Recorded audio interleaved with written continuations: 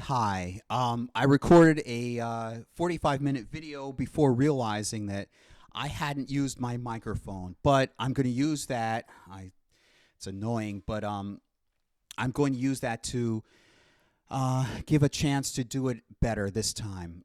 I want to talk about the writer's mindset and AI. Okay, I want to be totally transparent and honest. I haven't, this isn't a worry. I'm just I'm just sharing what's on my mind. So I'll trust me. I'll lead up to it's a story I'm going to tell you. It's about the ethical dilemma about using AI. All right. So as a child, I had been a storyteller naturally. I enjoyed watching television. I enjoyed film, but primarily because TV watching was more frequent. I know I'm going to get comments maybe on my hair, and I guess that in my elbow. Yeah, I know it's torn because of the stupid laundry machine. Um,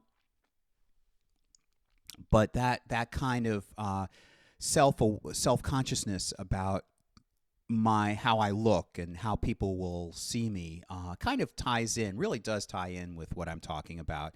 So I enjoyed television. I would watch it more frequently, so therefore than watching film. So um, in middle school, I wrote my first. It was short, but it was a few pages of a spec script, speculative script of Star Trek: The Next Generation. It's called The Dead Space Scrolls, and then I I felt ostracized. I felt in school. I felt that I didn't fit in with the other kids. That didn't bother. Well, it kind of bothered me slightly, but I figured it was their fault, and I just acknowledged I wouldn't fit in with them. They didn't want me. You know, they didn't socialize with me. They just got into their own cliques, and okay, fine. But outside of school, I was enjoying television. I was enjoying Boy Scouts and a whole bunch of other things, including writing. I would take my Transformers, and I kept a Transformers.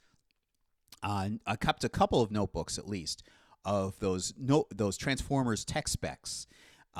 Each would have a paragraph and a motto and a function and the name and stats on strength, endurance, firepower, speed, courage, rank, and so forth. Strength. I mentioned strength, but anyway, I think there were like 8 different things. But anyway, I would use those and write my own stories. And in 7th grade, I sorry the my ring light went out, so I just flickered there.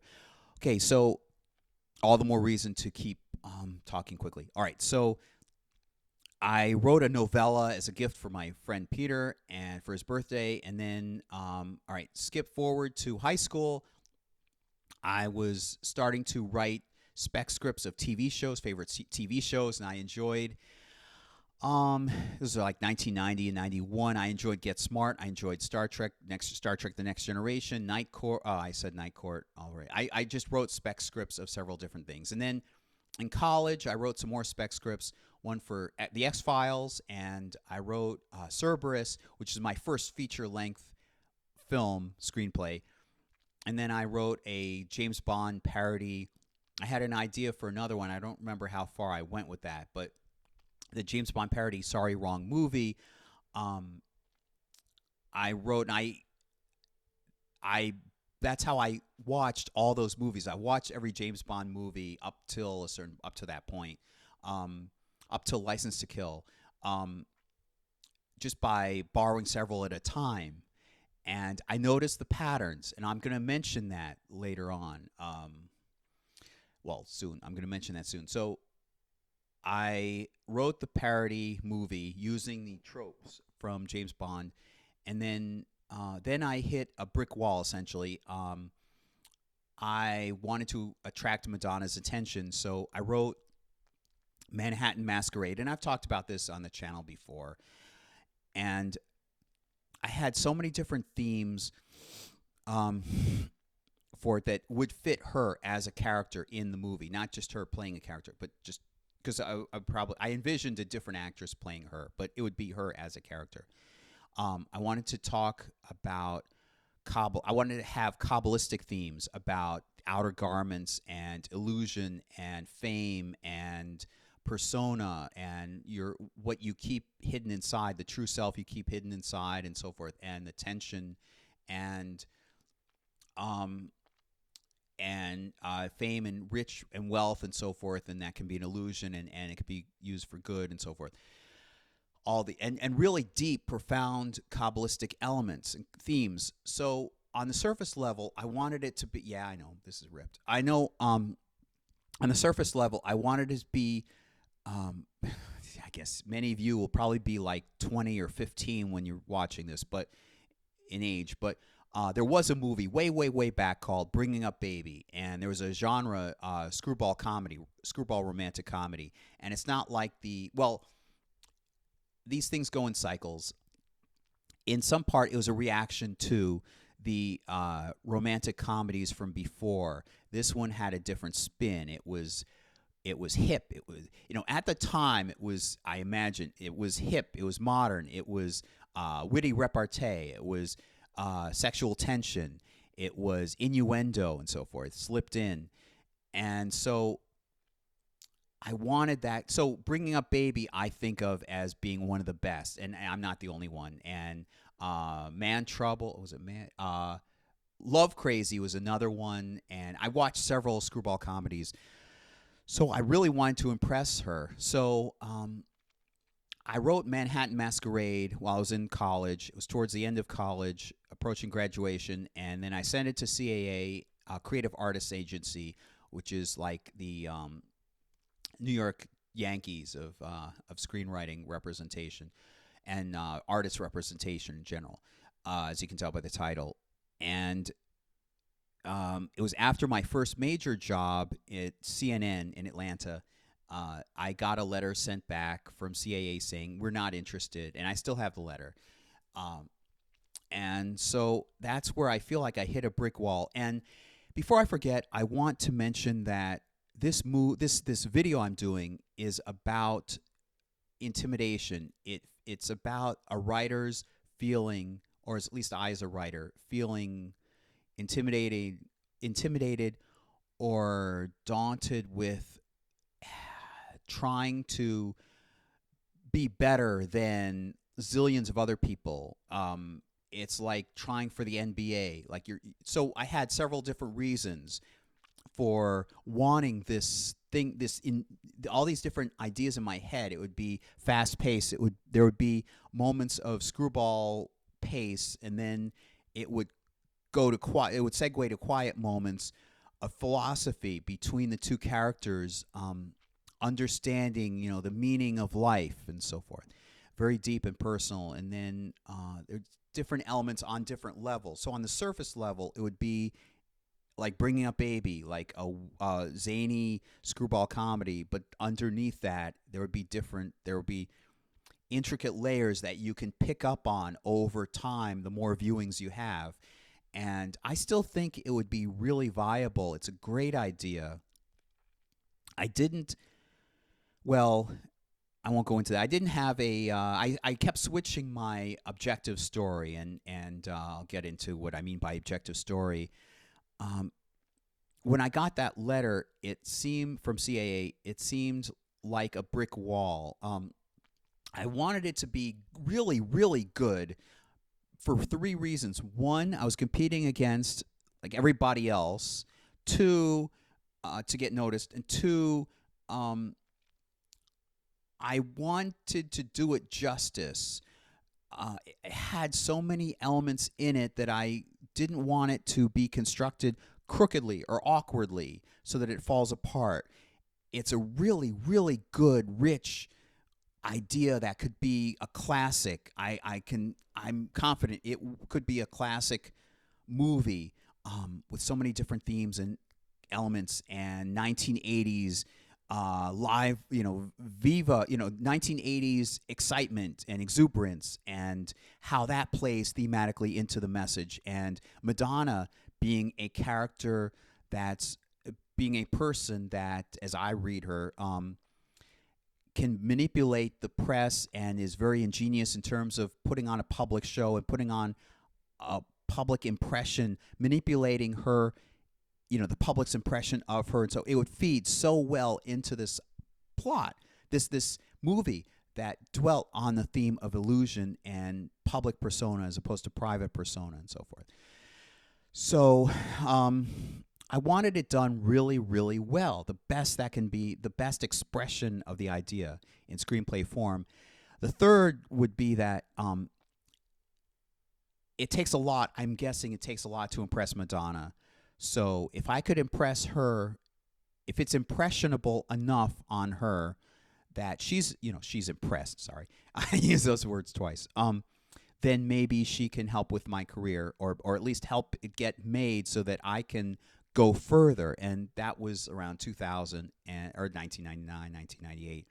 And then I got the letter in early 2000, and then it felt like I hit a brick wall, and I just went back to watching video cassette after video cassette, watching TV. And I'm not sure if it's bittersweet, that period afterwards. Was I good enough? Was I being too hard on myself? Some people say you should just continue writing and continue writing. But I needed some kind of guide. I felt that I was in the dark trying to ask professionals, or trying to ask, or reading books about screenplay writing and so forth. And they just kept with this, they just stayed with the same, you have to write a good main character and good, it was all over the place when it came to advice. So I realize I am the type of writer that enjoys structure. If I'm given some kind of structure to work off from, then it really opens myself to know what the structure is and to add all these other elements to it, to a basic structure like a human body. We're going for the garment analogy. All right, the human body. I know where to put the shirt. I know what the shirt structure should be. I know how to fit it in, where to fit it in, the socks, the shoes, and so forth. And then right about that time, as I alluded to earlier, I'm going to say, right about that time, I realized James Bond, those James Bond movies, what I was doing was, in creating the parody, I was working off from a James Bond type of story. There was a formula to the story.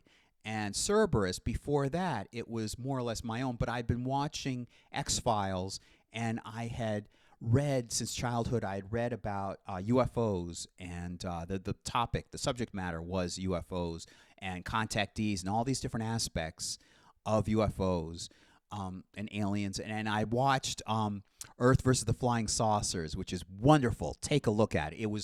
It came out in 1956. Ray Harryhausen worked on it. And he said in an interview, I think it's the audio commentary on the movie, on the DVD, and probably subsequent Blu-ray disc. But if they had the budget for color, they would have released it in color. I mean, I would put it in the same genre as Independence Day and all these Mars Attacks and these somewhat modern movies over the years of an alien invasion.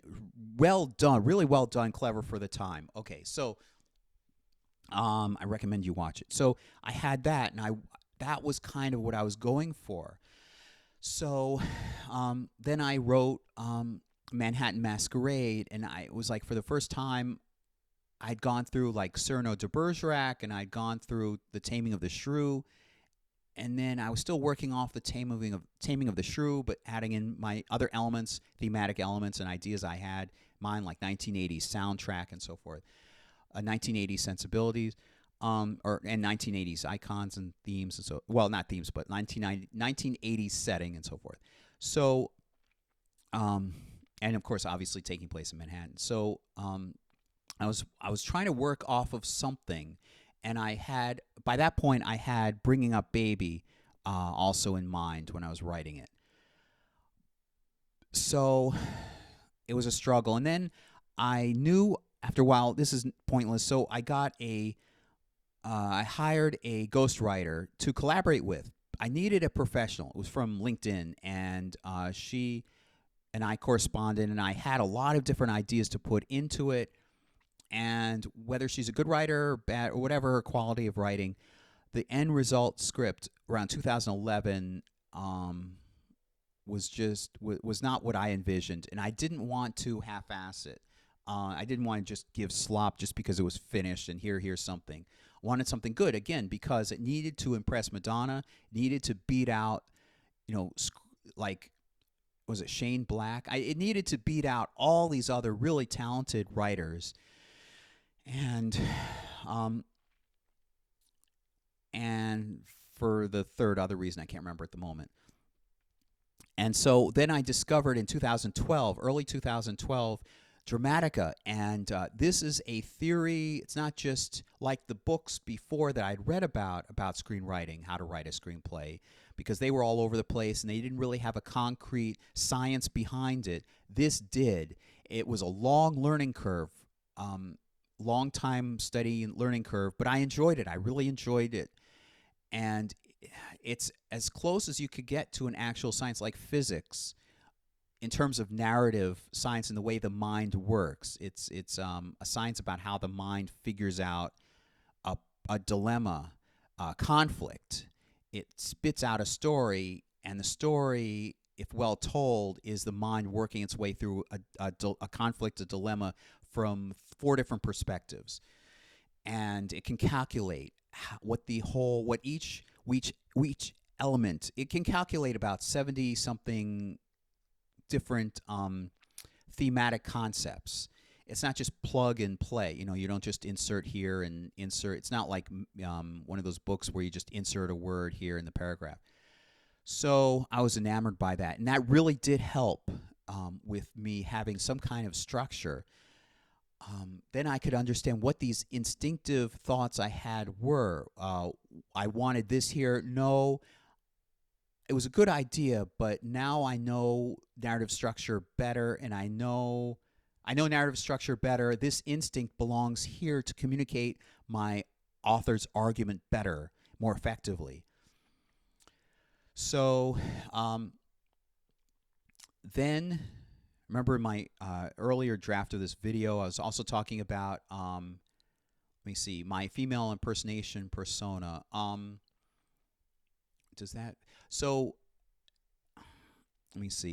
That was 2012.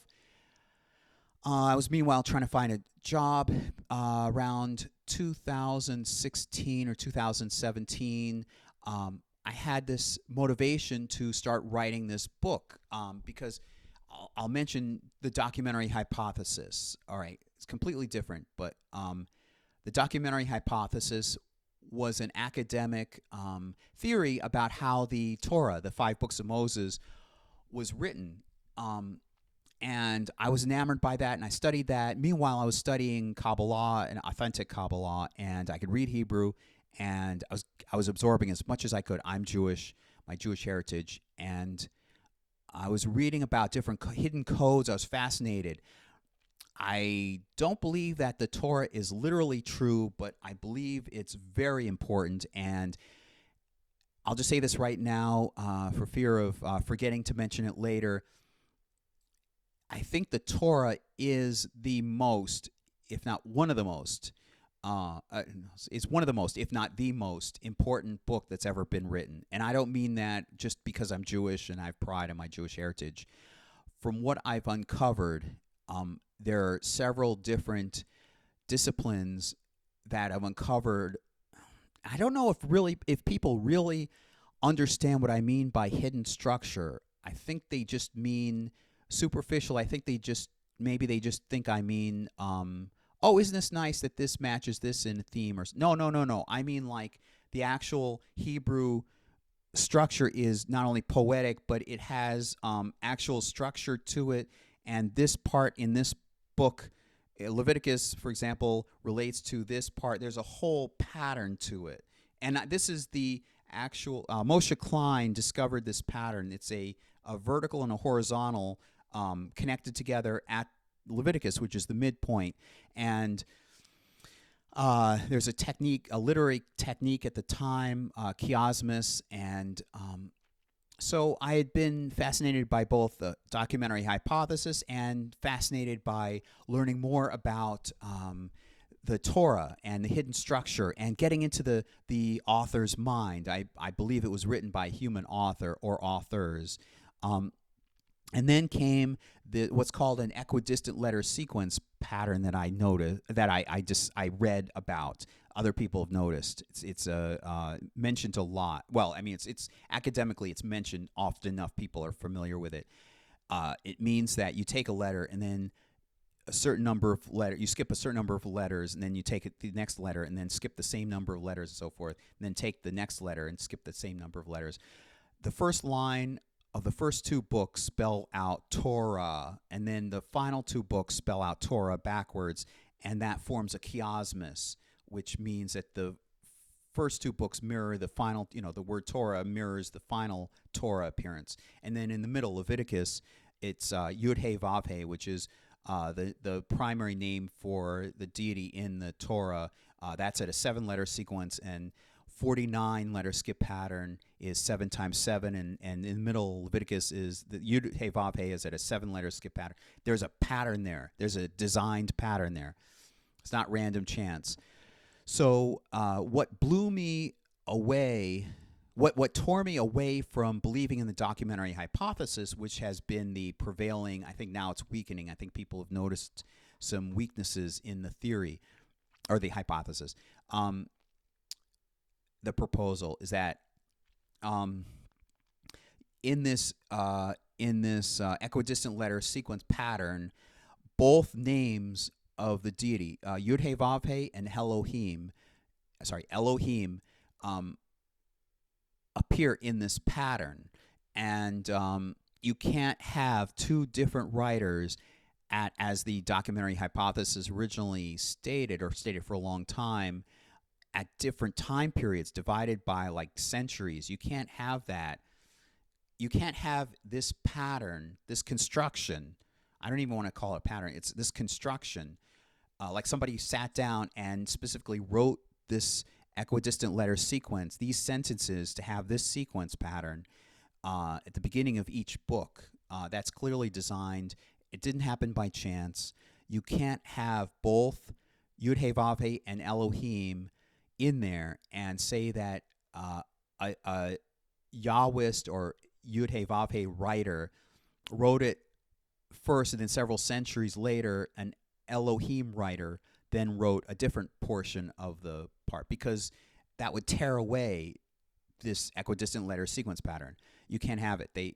So I found other reasons why the documentary hypothesis can't stand. It was maybe good for the time because it pivoted us towards looking at it, looking for patterns, and trying to understand the writing of it, besides just the surface level. And I'm talking about the Hebrew level, the actual Hebrew text of the Torah. I'm saddened by so many people just familiar with the Greek, the English, which is translation of Greek or Latin, and then translation of Latin, and then it's a game of telephone. So I was all giddy and started writing that around 2015 or 2016, somewhere around there. And then my mother died, and I continued with this. Plus, I was trying to find work, especially after 2016. It was, and I was trying to get these ideas out. And I'm working on those two stories, the Madonna movie and this book, more so the Madonna movie. And so my mom dies in the end of 2018, and that, I guess, something let me loosen up. Before that, actually, I had started, because I guess I lived upstairs, I was able to secretly get some stuff. I started to, I guess I was curious, something sparked, started to develop, like getting some makeup and I think a wig and so forth, and just started experimenting. And so, I mean, I'm a guy, I know, so forth. This is drag, but I I hate even saying drag. I'm not making fun of any gender. It's like an illusion. I've always been fascinated by magicians and illusions and so forth. It's like costume. It's like, how close can I get to this? And plus, it's probably autogynephilia, and that's a term that people have besmirched, and it's a sexual fetish.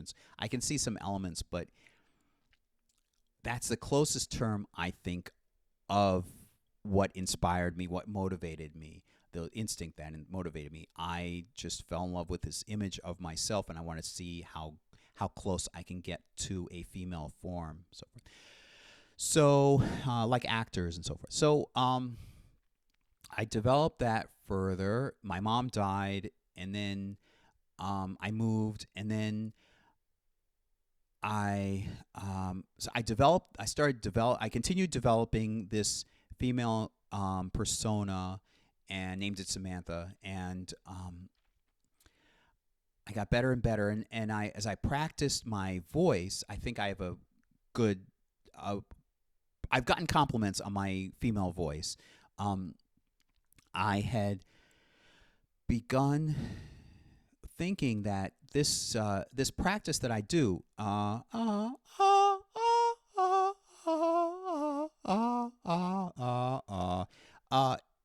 I guess is one of those exercises that professional singers do.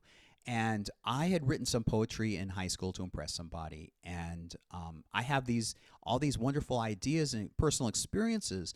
So, and that's another reason why I don't want to call it drag. It's because drag has that connotation of people making fun of women and so forth. That's not my intent at all. I had these personal experiences, and it's like this alternate persona. Like Paul Rubens had Pee Wee Herman, and Cassandra Peterson had Elvira, so forth. I wanted to develop this, and I was thinking, well, I'm looking for work. I really enjoy dressing up, and people have given me positive feedback, and, oh, you look beautiful. It's the first time I had gotten compliments on my looks, and I had thought, it's weird, I had thought all along, I guess through school, that women would not, or girls at the time, would not find me attractive or didn't find me attractive and so forth. And my girlfriend now says, like every video call, like, oh, you're so adorable, and so forth. And that changed my outlook.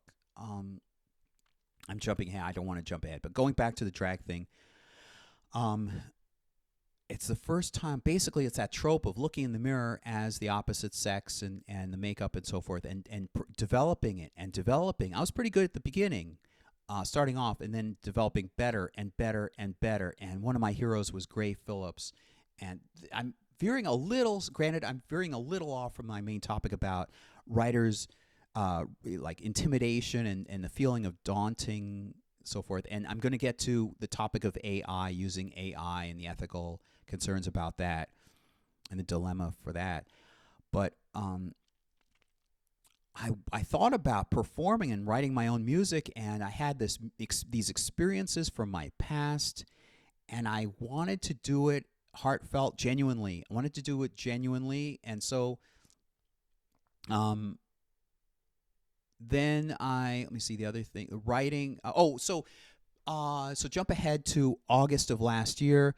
I'd been laid off suddenly, August of last year, August 8th of last year, and I haven't been able to find work. Hopefully that will change very soon, but still looking for work technically.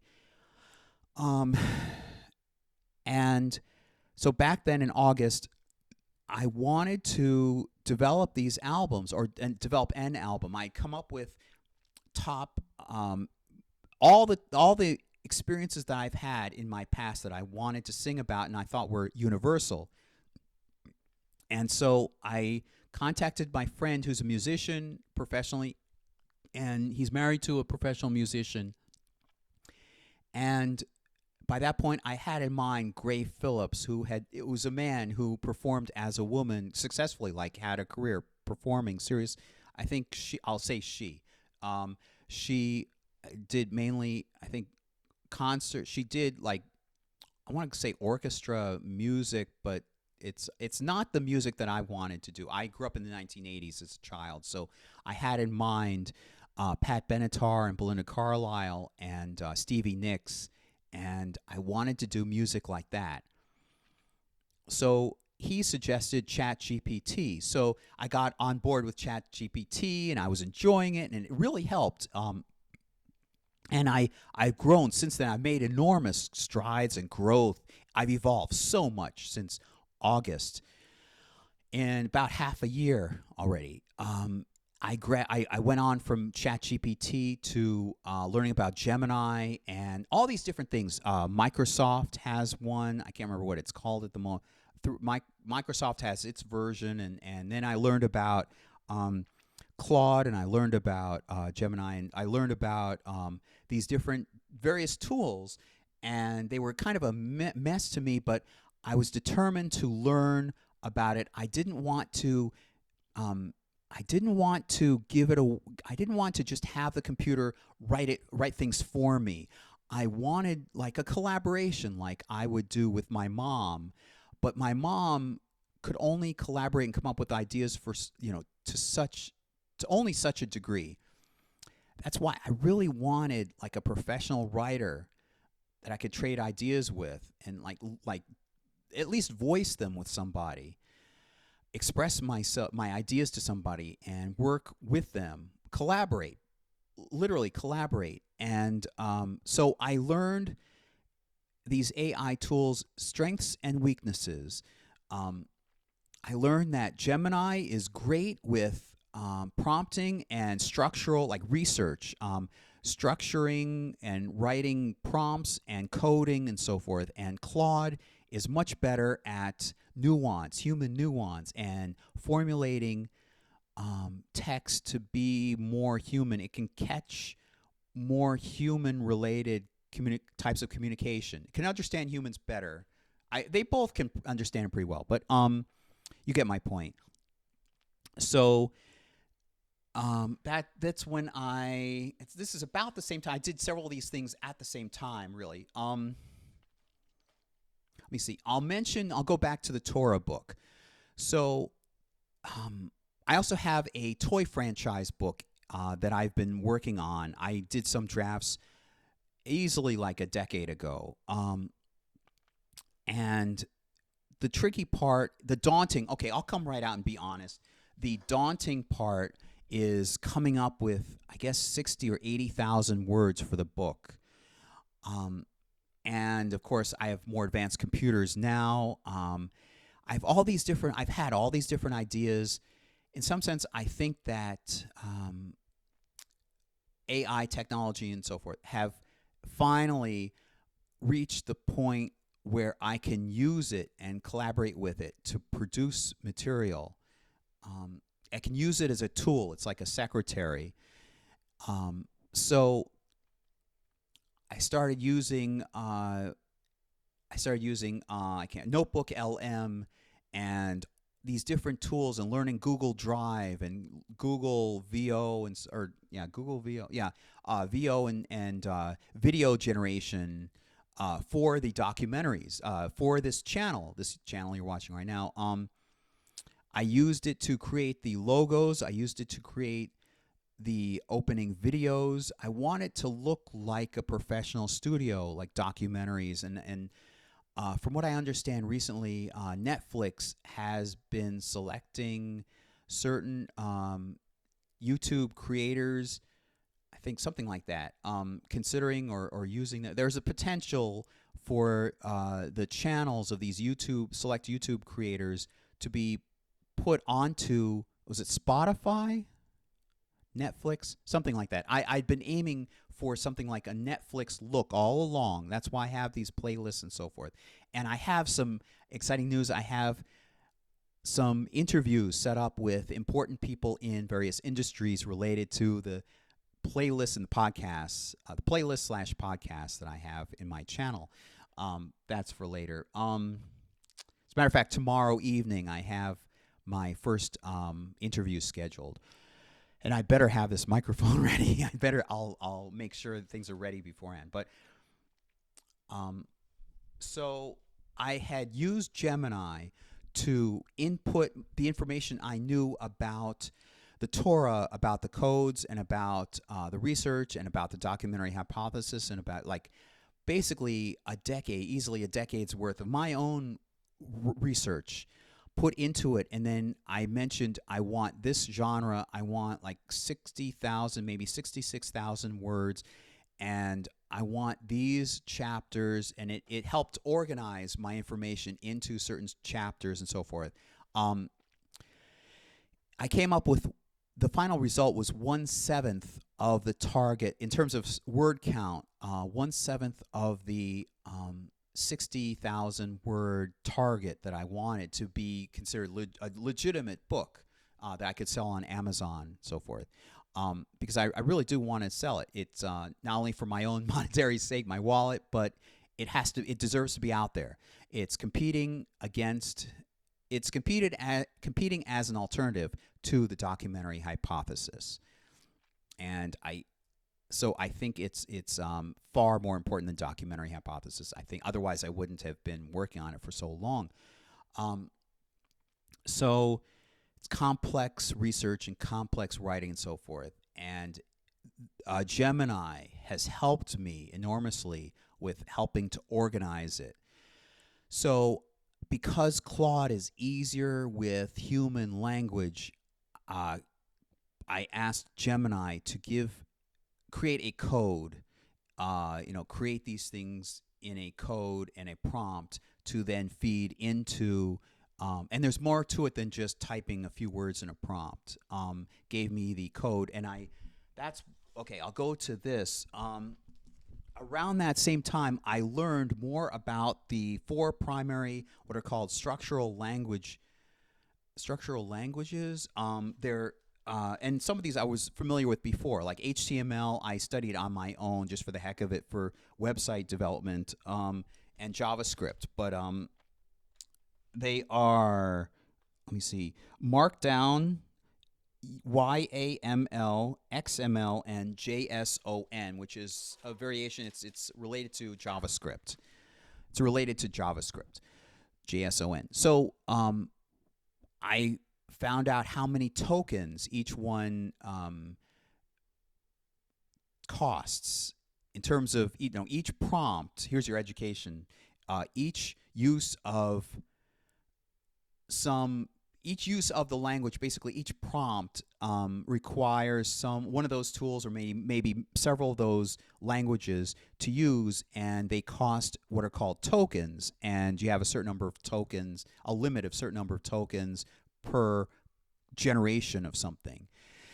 And I learned about Google Flow. Let me show you the other thing. So here on this other page, if you can see, I create. This is trickier now with holding a microphone, but on one side, on the opposite side there, on this side, you can see the 4 primary American companies, and because I like finding the crux of the whole thing. So each of these companies has a tool for video generation, one for text and audio, one for images generation, one for audio.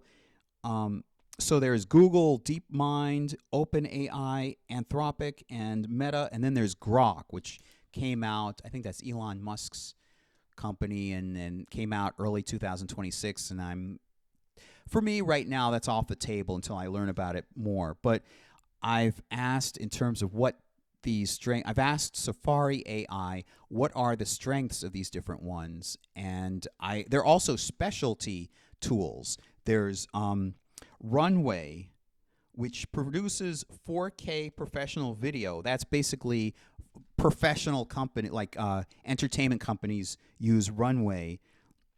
And then you have below that you have Luma AI, or Luma Dream Machine, which is can produce realistic video, high motion realism, and it's good for all right. certain patterns and so forth. All right, so then you have Suno/Udio, which is good for music. It's one of the best in terms of generating music from a prompt. And then 11 Labs is good for voice and audio. And then you have several others. Pika Labs, it's good for social media, fast speed, I suppose. And then Midjourney, you can create a character, and it's good for creating a character that you can then insert. Like I learned about Blender. It seems awkward to create something like that in Blender. Midjourney, all these specialty companies require money and subscriptions and so forth. But Midjourney, I personally would feel more comfortable with Midjourney in developing it's a two-dimensional character that you can then insert into videos to generate, so that you don't have to keep generating. And there's each time you generate with one of the other ones, the one of the main AI systems, there's a high frequency of chance you could it could screw up somewhere. So I also learned that in terms of the best video, all right, the best video would be, for my use, would be Google Deep.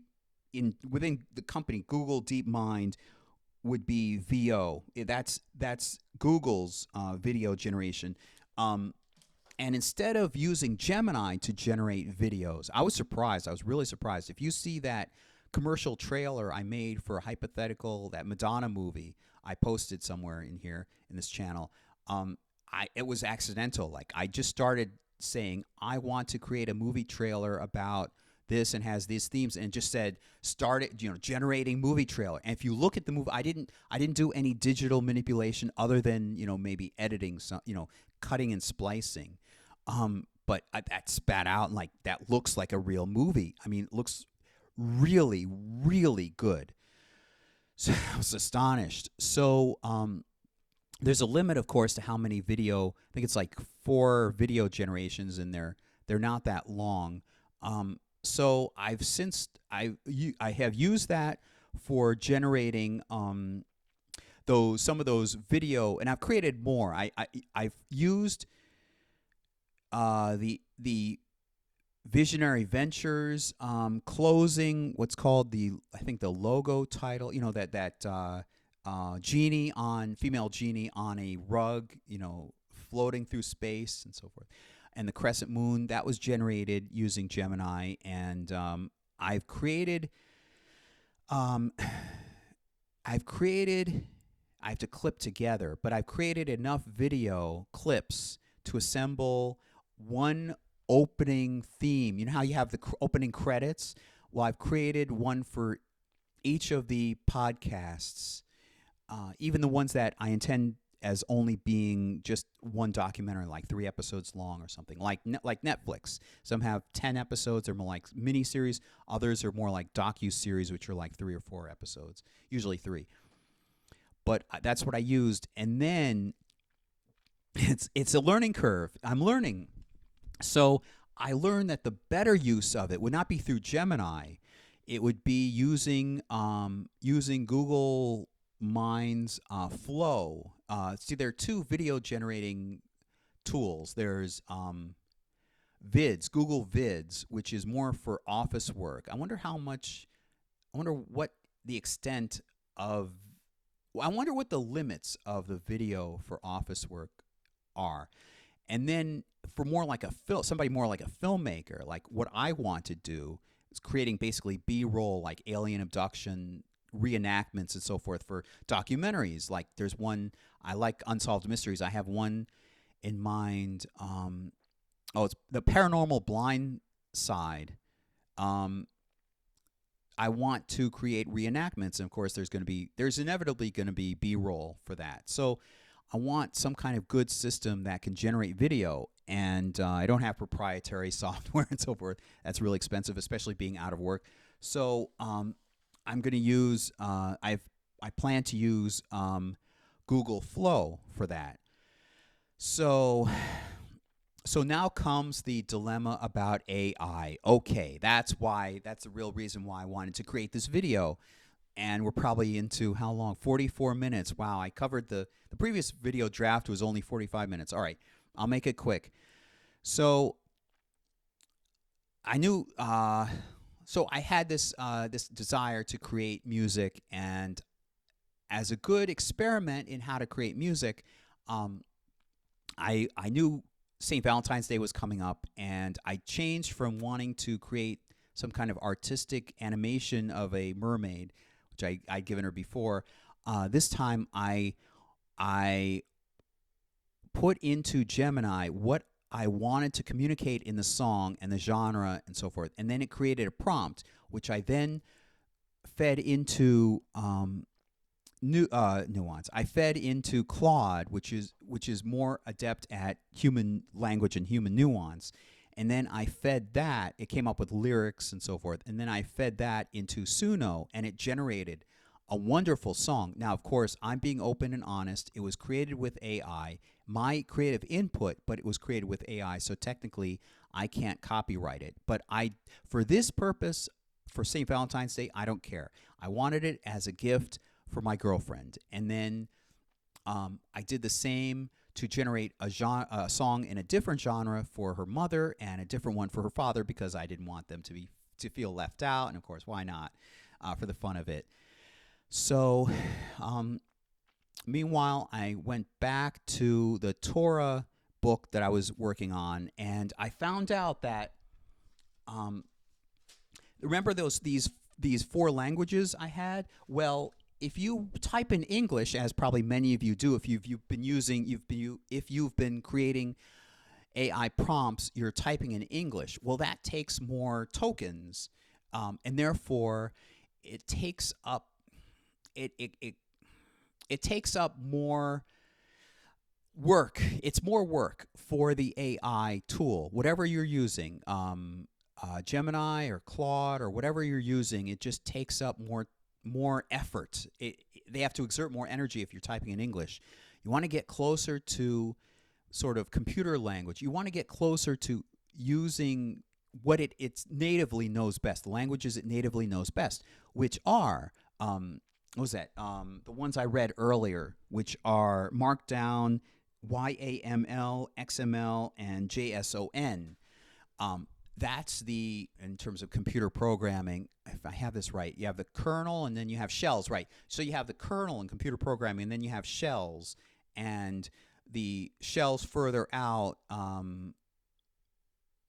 when you feed it in, it has to go through it has to go to a certain shell, and then it goes to a shell deeper in, and then a shell deeper in until it gets to the kernel. The kernel is the actual machine language. That's how computer programming had developed. Originally, it was very technical, and the nerdy glasses and so forth. Those people in the 1950s had to construct like literal. In fact, that's where the term bug came from. There were literally some woman, I can't remember her name right now, but I think it was the ENIAC or whatever. She literally found a bug crawling around, and it screwed up the computer. So it was actual machine language. It's like electrons, where the rubber meets the road. It's like, or the metal meets the road, whatever, hits the road. Actual electrons hitting and so forth. You get to the kernel, you get the basic whatever language you're using, and then there are shells, and shells developed further, one upon another, one engulfing another, until you get more human-related language. Now, of course, you can prompt, I want to write a book about such. That's it.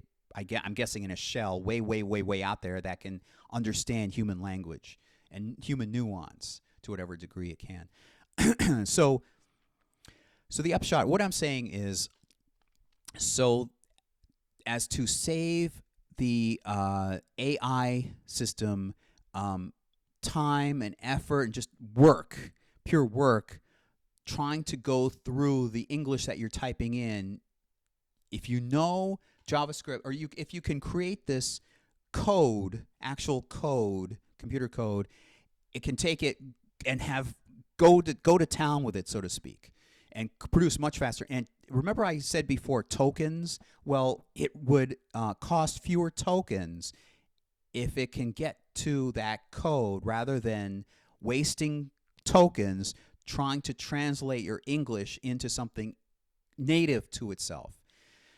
So thankfully, Gemini is really good with creating a code. So I fed it, okay, I want to revise. It came up with, in case I forgot to mention earlier, it came up, Claude came up with an enlarged version from what it got from Gemini of my book about the Torah.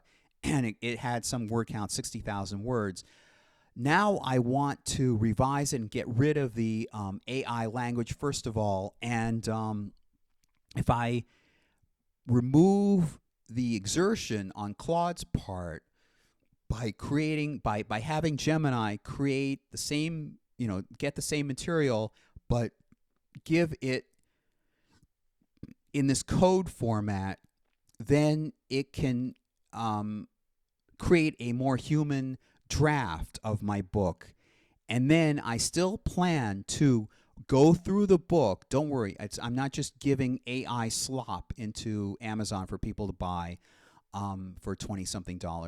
I'm going to go through this foundation, this draft, AI constructed draft. I'm going to make it, human. I'm going to add in other elements and design and so forth. I'm going to be collaborating. And I even told Gemini something funny. After I did that, I laid down in bed and I was thinking, gee, what other things can I put in to make this book more legitimate? Be more legitimate, not just seem, but be more legitimate. One thing was explaining documentary hypothesis, which I did at the beginning, but not only that, but explain the pillars and then explain the weak points at the end of the first chapter. And then I would explain the middle chunk, the main body of my book, and then I'd have a conclusion and so forth. I have a preface, author's forward, before that, but the first chapter would explain the documentary hypothesis and so forth. And then at the end, in conclusion, it wouldn't be just a summary. It would also of my argument, how this works, summation. It would be room for more work to be done in this theory, in this perspective of what happened. So unlike the sorry for coughing in your face, so instead of the documentary hypothesis saying that proposing that there are different writers over a long period of time, each contributing something, and it's somebody editing it all together, I am proposing that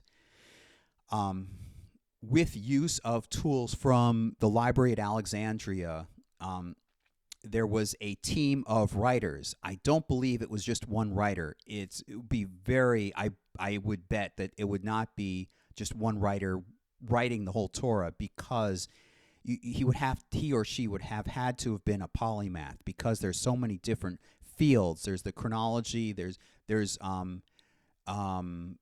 call it numerology, just for the sake of symbolic and sacred numbers systems in it. And then there's math, and there's there are designs. There's an architectural framework that's hidden unless you see the actual Hebrew, and you can see the poetry and as I said before, chiasmus and so forth. There's a whole structure behind it at different levels. So I'm guessing it was a massive effort, and perhaps in 270 BCE, and for certain reasons and so forth. And I wanted Alexander the Great's conquering of that area to be mentioned, because that's, in my opinion, that set the ball rolling to have Berosus in Babylonia create his history of the Babylonian culture, and then Manetho create the history of Egypt and so forth. And around that time, I agree with Russell Gmirkin. He makes a persuasive point that that's probably when the Torah was written, as the Jewish answer, the Jewish history. And so all these different elements, it's good that Gemini is there to help me organize this stuff. So so I want to make an argument. So one element to beef up the book, the numbers and the word count, would be to point out refutation points in the documentary hypothesis, not just present my own hypothesis, but make refutations of the documentary hypothesis, because I'm going against one that a hypothesis or an academic presumption, assumption. It's people have presumed this is how it works. You've seen in documentaries and so forth. I'm going against that trend. I'm presenting something new, and I'm not the only one. I come from a long line of people refuting the documentary hypothesis. So, so why have I been talking for about 55 minutes? It's this thing about AI, the ethical use of AI. I've presented what I've used it for. I understand that I understand its weaknesses and strengths. I don't want to just create AI slop. I'm pretty sure I'm not. I'm hopeful that I'm not. I know in my conscience I'm not, because I'm using it as a tool. It's going to present me with a new draft, even with the indentations and the spacing on the page, and the ability to have page numbers just where I want them and so forth. Claude will then present me with a draft. I will go through every word of the draft and revise it to make it sound human, to add in information. It's as if I had an assistant, an artificial assistant, just assembling the information I want into book form. Oh, I'm going to love that ice cream when I'm done with this speech. Anyway, now I'm using my microphone, so I know it's going to create sound, and I tested it right before. All right, so then I have this music. I've had 5 albums in mind. I started off with a few albums, and then of my experiences. I took my primary experiences in life that I wanted to communicate, and remember, I would be communicating them as Samantha in female form, performing and so forth. I would need to, when I don't have a sore throat, I'm going to need singing lessons and so forth. And so I added, so I divided them up. I was using ChatGPT all along with that, earlier on, remember, closer to August and September. So August, September, October, something like that. I was using ChatGPT to help organize my thoughts for this music, come up with a definitive list of song tracks. And so I fed that into, maybe it was Gemini, and it gave me a certain sensible organization. I'd done the same thing with ChatGPT, but I gave it to Gemini, give me a sensible organization of these songs, like thematically, which albums would these songs, assign them to certain albums.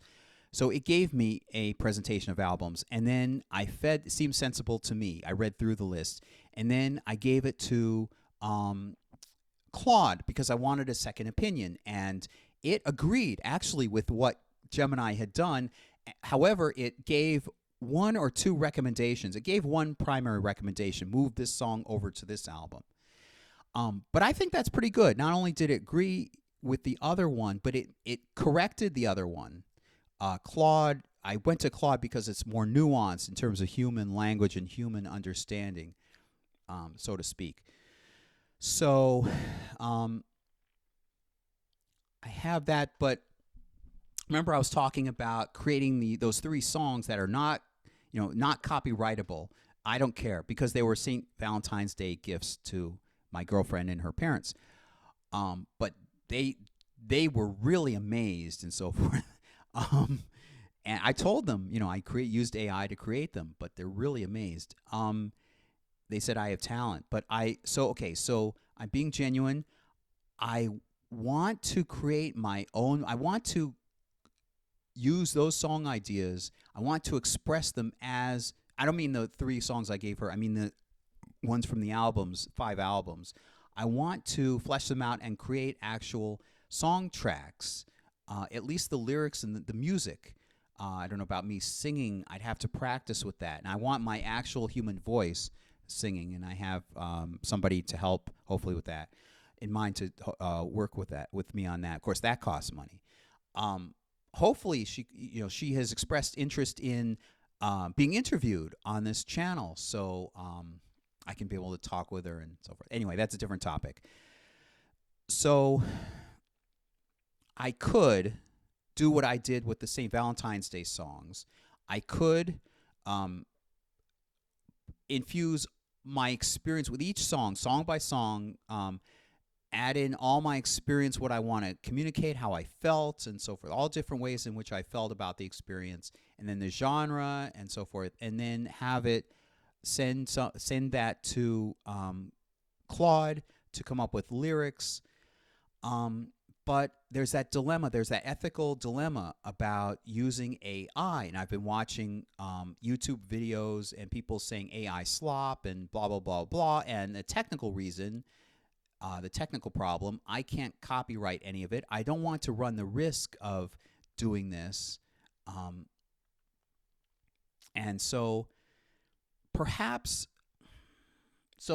right now I'm thinking I could use that and then have it come up with a song, set of like song lyrics, a song with lyrics, and then maybe I can revise that. And I'm wondering how much contribution on how much human contribution on my part can I give it to make it copyrightable.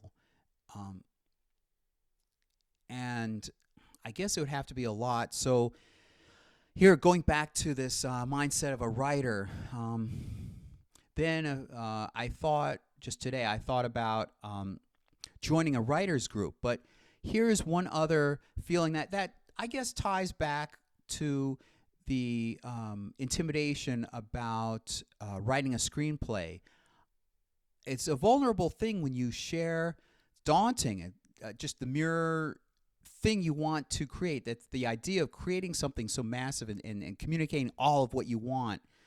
That's a daunting thought. And on top of that, you feel very vulnerable. And so I don't want to join a group, especially like on the internet. Anybody, people pick on each other. Oh, smart Alec, oh, so forth, and lolcow, and oh, who does he think he is? And ha ha ha ha, making fun of people. I don't want to get trapped in that because I'm really tender and vulnerable. I want to learn how to make my music better. I want to learn how to compose music. I haven't really actually I really technically composed music before. So that's where I am right now. And I thought this is something a lot of writers probably think about and think through. So I want to share that with all of you. And it's a little over an hour. It's an hour and 2 minutes. So thanks for listening. And also in my earlier draft of this video, I want to mention Fourth Wall. Yeah, so I haven't been as focused on Fourth Wall the past few days because of jobs, trying to find jobs and work and so forth. But I have merchandise picked out, like hats in the form of hats and I almost said gloves, hats and mugs and T-shirts and journal covers and so forth. But the logos that I've created are not large or sufficient in the resolution to be of good quality to be printed. Fourth Wall would be great. I just need to generate now with knowledge of this, I can use AI to generate better quality, higher resolution images that I can send to Fourth Wall and sell. Hopefully sell. I don't know. I don't think there would be. I'd be forthcoming. I imagine a lot of people use AI for video, for image generation. I'll check into that too. Hopefully, like fingers crossed, technically I can be able to sell it and earn the money from it. There wouldn't be any problem or difficulty with me creating a 3,000 by 3,000 pixel image at least to be of sufficient quality to put on mugs and hats and so forth. So I'm being completely open, and thanks for listening. That'll hopefully garner, if that can work, that can give me some money anyway. And I plan to work with Claude and Gemini and so forth on those 2 books and then add my human spirit into it, and rewrite it, heavily revise it. Well, not heavily structurally, but I mean, revise it to sound like I am actually writing it. I've actually, in my own voice, write it in my own voice and correct certain things and make sure that it's in my own voice and reflects all of what I would have said. So thanks. I'll talk to you next time. Bye.